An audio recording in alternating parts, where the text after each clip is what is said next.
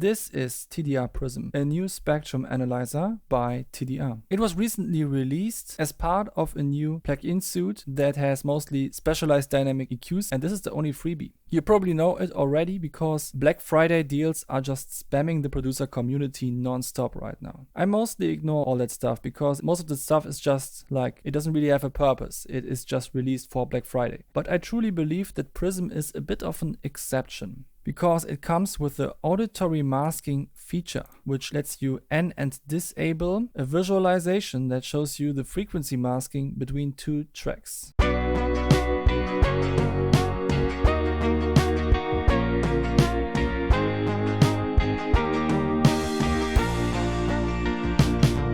So what's going on here specifically? I have this pad and this guitar. And this instance of Prism is on the guitar with a sidechain input from the pad. As you can see, the sidechain input is the one that has the pink curve. And the main input is the purple one. I already used Volcano 3 as a saturated EQ to compensate for some of the frequency masking. If I turn it off and play this part again, you will see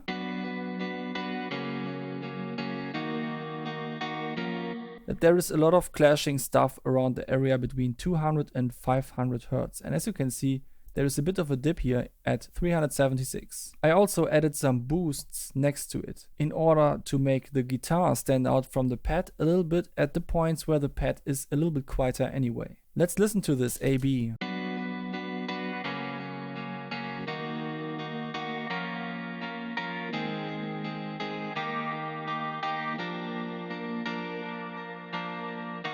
Then I went on to the next guitar track and basically did the same thing again.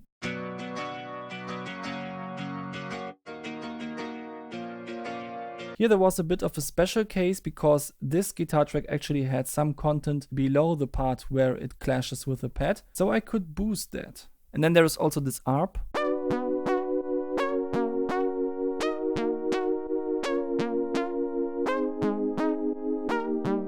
Pretty much the same story. I also added a bitwig macro across the whole project that modulates the mix knob of all of these combinations of Volcano 3 and TDR Prism. So if I turn this, it moves the knob on all of these, and that way I can turn on and off the whole project with or without what I did with the help of Prism.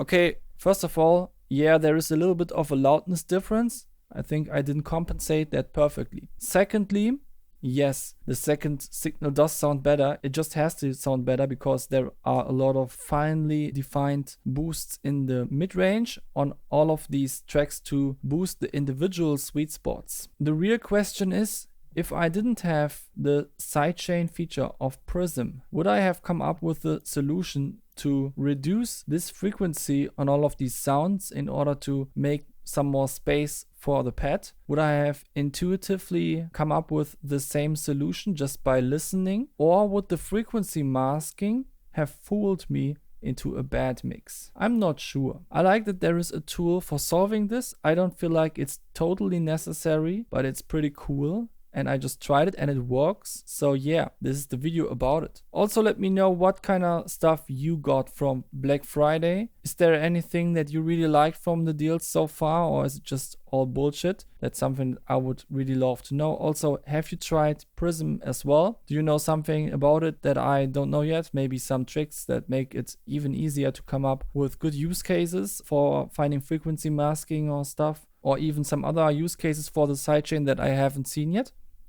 That would be pretty cool to know.